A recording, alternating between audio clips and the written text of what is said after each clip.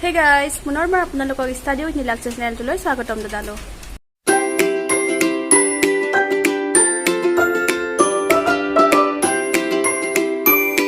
আজি মই 12.22 আলোচনা কৰিম।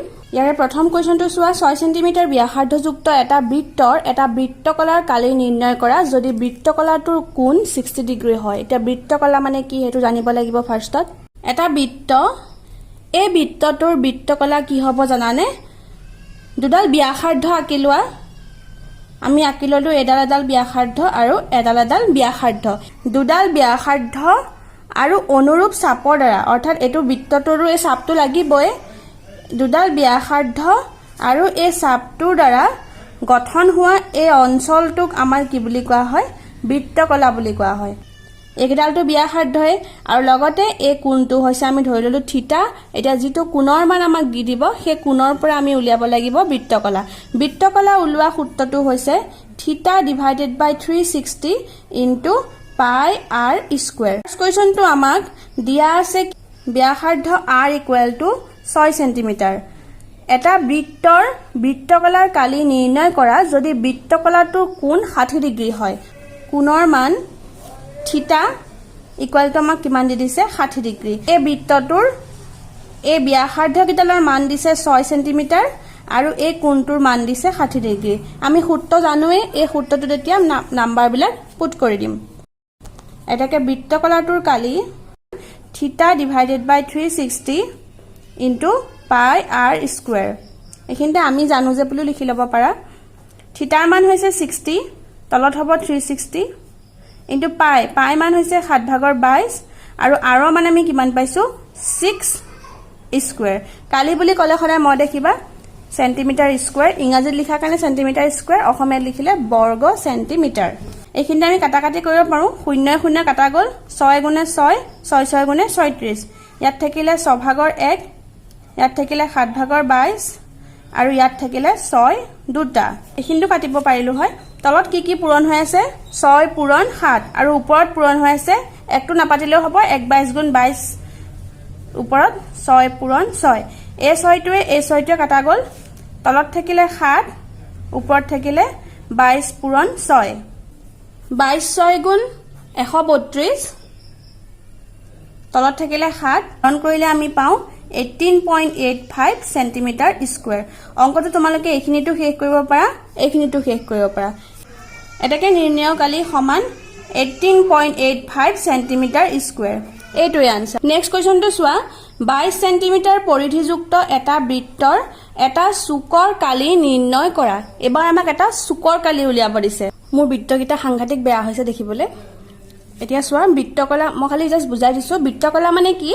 যে দুডাল ব্যাসাৰ্ধই বৃত্তটোৰ এটা চাপৰ লগত যিখিনি অঞ্চল গঠন কৰিছে নতুনকৈ, সেই জেগাখিনিক সেই অঞ্চলটোক কোৱা হয় বৃত্তকলা। চুক বুলি ক'লে কি কৰিবা? সদায় বৃত্তটোক সমানে 4 ভাগ কৰি দিবা।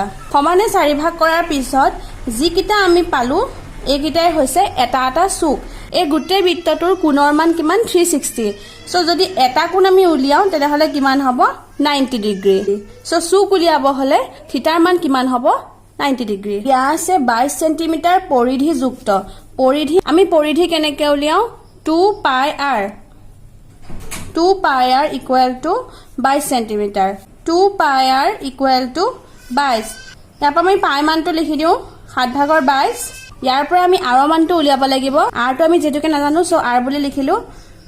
এতিয়া চোৱা তলত 7, 22 দুগুণে 44, আৰটো ওপৰৰ সংখ্যাটোৰ লগত পূৰণ হৈ আছে ইকুৱেল টু 22। বৰ্জপন কৰি দিয়া। 44 আৰৰ লগত তলত 1 আছে, 44 আৰ হ'ব 154। এতিয়া আৰ ইকুৱেল টু কি হ'ব? ওপৰত হ'ব 154, তলত হ'ব 44। দুইটাকে 11 দি আমি কাটাকাটি কৰিব পাৰো। চোৱা 11 4 গুণ 44 আৰু 15টোক যায় 11 গুণ 11, বাকি থাকিল 4, 4টো এফালে গুচি আহিলে হ'ব 44, 11 4 গুণ 44। সো তলত থাকিলে 4, ওপৰত থাকিলে 14। আকৌ কাটিব পাৰো। চোৱা 2 দুগুণে 4, 2 7 গুণে 14 আৰু কাটাকাটি নাযায়। সো তলত থাকিলে 2, ওপৰত থাকিলে 7। সো ব্যাসাৰ্ধ কিমান পালো? 2/7 সেন্টিমিটাৰ। এতিয়া আমি চুকৰ কালিটো উলিয়াম। এটাকে এটা চুকৰ কালি মই এইমাত্ৰ বুজাই দিছিলো যে বৃত্তটোক যেতিয়া চুক বুলি কয় তেতিয়া আমাক কোণৰ মানটো নিদিয়ে কিন্তু আমাক সূত্ৰত কোণৰ মানটো লাগিব সেয়ে কি কৰিবা চুক বুলি ক'লে বৃত্তটোক সমানে 4 ভাগ কৰিবা 4 ভাগ কৰাৰ পিছত আমি কেটা চুক পালো 4টা চুক পালো সো এটা এটা কোণৰ মান কিমান 90 ডিগ্ৰী এটো এটা বৃত্তকলাই হয় কাৰণ দুডাল ব্যাসাৰ্ধ দি এটা বৃত্তৰ চাপৰ লগত এই অঞ্চলটো গঠন কৰিছে গতিকে এটো এটা বৃত্তকলাই আৰু বৃত্তকলাৰ সূত্ৰৰ লগত একে হ'ব সো চুকৰ কালি কিমান হ'ব থিটা ডিভাইডেড বাই 360 ইনটু পাই r স্কয়াৰ ইয়াতে আমি থিটাৰ মান কিমান পাইছো 90 তলত হ'ব 360 ইনটু পাই মান পাইছো 7 ভাগৰ 22 আৰু r মান পাইছো 2 ভাগৰ 7 হোল স্কয়াৰ সেন্টিমিটাৰ স্কয়াৰ 0 0 কাটা গল 9 ৰে 9 গুণে 9 9 4 গুণে 36 তলত থাকিলে 4 ওপৰত 1 পূৰণ 7 ভাগৰ 22 2 ভাগৰ 7 7ৰ ওপৰত যেটোকে স্কয়াৰ আছে সো 2 ভাগৰ 7 দুটা হ'ব সেন্টিমিটাৰ স্কয়াৰ তলত কি পূৰণ হৈ আছে চোৱা 4 পূৰণ 7 পূৰণ 2 পূৰণ 2 ওপৰত 22 পূৰণ 7 পূৰণ 7 হাতে হাতে কেনসেল গল 2 এ এটো কাটা কাটি যায় 2 11 গুণ 22 আৰু কাটা কাটি না যায় সো তলত থাকিলে 4 পূৰণ 2 ওপৰত 11 পূৰণ 7 এটা পূৰণ কৰা 4 দুগুণে 8 ওপৰত 11 7 গুণ 77 হৰণ কৰিলে আমি পাও 9.625 সেন্টিমিটাৰ স্কয়াৰ তোমালোকে এনেকেও ৰাখিব পাৰা আৰু এইখিনিটো অংকটো শেষ কৰি থব পাৰা এটাকে নিৰ্ণয় কালি ইকুৱেল টু এটো লিখিব পাৰা এটো লিখিব পাৰা 77 ডিভাইডেড বাই 8 সেন্টিমিটাৰ স্কয়াৰ এটোই আনসাৰ 3 নম্বৰৰ কোৱেশ্চনটো চোৱা এটা ঘড়ীৰ মিনিটৰ কাটাডালৰ দৈৰ্ঘ্য 14 সেন্টিমিটাৰ 5 মিনিটত ঘড়ীৰ কাটাডালৰ দ্বাৰা ঘূৰণৰ কালি নিৰ্ণয় কৰা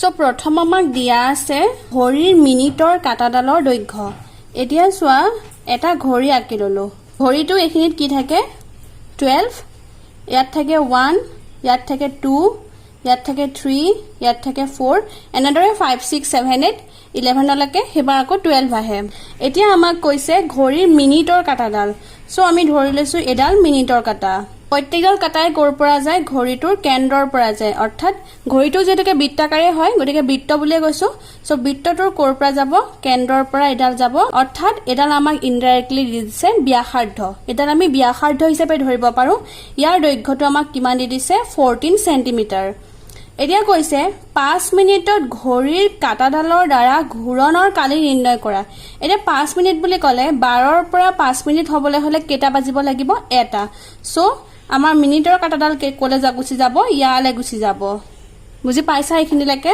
নেক্সট আহিলে 5 মিনিটত ঘড়ীৰ কাটাডালৰ দ্বাৰা ঘূৰণৰ কালি অৰ্থাৎ এই জায়গাখিনি আমাক কালি উলিয়াব দিছে ইনডাইৰেক্টলি আমাক বৃত্তকলাৰ কালিটোৱে উলিয়াব দিছে ইয়াত আমি r মানটো জানো 14 সেন্টিমিটাৰ যেটোকে আমাক মিনিটৰ কাটাডালৰ দৈৰ্ঘ্যটো কৈ দিছে মিনিটৰ কাটা মানে হৈছে ব্যাসাৰ্ধ r কিন্তু আমি থিটাৰ মানটো নাজানো আৰু এটো হৈছে থিটাৰ মানটো গম পালে আমি বৃত্তকলাৰ কালিটো উলিয়াব পাৰিম এতিয়া চোৱা থিটাৰ মানটো আমি কেনেকে গম পাম আমি কি জানো এই গুটেই বৃত্তটোৰ কোণৰ মান কিমান হ'ব 360 ডিগ্ৰী মিনিটৰ কাটাডাল যদি 12 পৰা ষ্টাৰ্ট হৈ যদি আকৌ ঘূৰি ঘূৰি 12 পাইহি তেনেহলে হেতু কিমান মিনিট হৈ যাব 60 মিনিট হৈ যাব সো 60 মিনিটত কিমান ডিগ্ৰী কোণ উৎপন্ন কৰিলে 360 ডিগ্ৰী 60 মিনিটত কিমান ডিগ্ৰী কৰিলে 360 ডিগ্ৰী গতিকে আমি উলিয়াম আমাক লাগে 5 মিনিটত উলিওৱাৰ আগতে আমি ঐকিক নিয়ম পদ্ধতিৰে আমি প্ৰথমে 1 মিনিটৰটো উলিয়াই লওঁ 1 মিনিটত কিমান যাব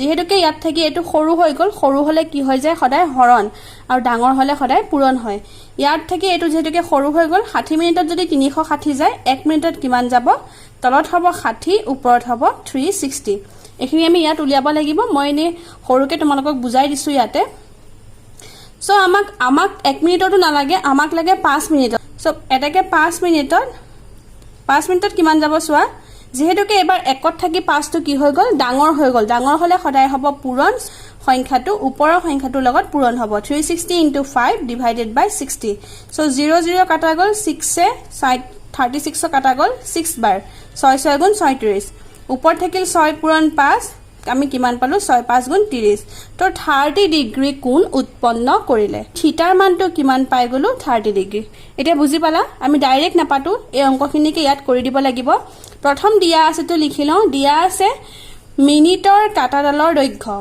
আমি r বুলি ধৰি লওঁ r ইকুৱেল টু কিমান 14 সেন্টিমিটাৰ এটুক আমি r বুলি ধৰি লব পাৰো ব্যাসাৰ্ধ হিচাপে নেক্সট আমাক কৈছে 5 মিনিটত ঘড়ী কাটাডালৰ দ্বাৰা ঘূৰণৰ কালি নিৰ্ণয় কৰা আমি থিটাৰ মানটো যেহেতুকে নাজানো আমি এনেদৰ থিটাৰ মানটো আমি উলিয়াই লম আমি প্ৰথমে লিখিম আমি জানো যে 60 মিনিটত কাটাডালে কোণ গঠন কৰে 360 ডিগ্ৰী এটো মই ভালদৰে বুজাই দিছো সো 1 মিনিটত কাটাডালে কোণ গঠন কৰে সমান 360 ডিভাইডেড বাই 60 এটাকে 5 মিনিটত কাটাডালে কোণ গঠন কৰে সমান এটো মই বুজাই দিছিলো জনেকে এখিনিকে মই ইয়াত পাতিছো ভালদৰে 360 ডিগ্ৰী into 5 তলত হ'ব 60 0 0 ক্যান্সেল গল 6 6 গুণ 36 ওপৰত থাকিলে 6 পূৰণ 5 এটো ডিগ্ৰী হ'ব 30 ডিগ্ৰী সো আমি থিটাৰ মানটো কিমান পালো এটাকে থিটা ইকুৱেল টু 30 ডিগ্ৰী এতিয়া আমি থিটাৰ মান পালো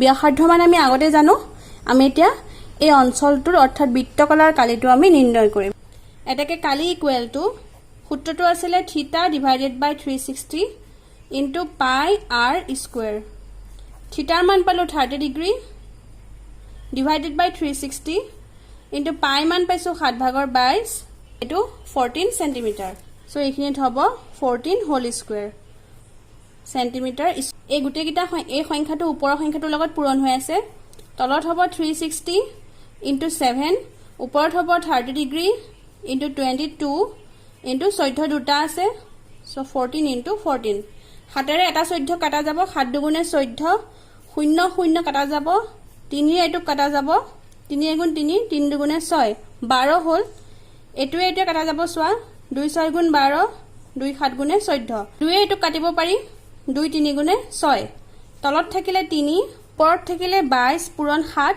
এটোটা পূৰণ কৰি দিয়া 15 154 তলত থাকিব 3 সেন্টিমিটাৰ স্কয়াৰ আনসাৰটো ইয়াতে থব পাৰো এটাকে নিৰ্ণয় কালি equal to 154 divided by 3 centimeter square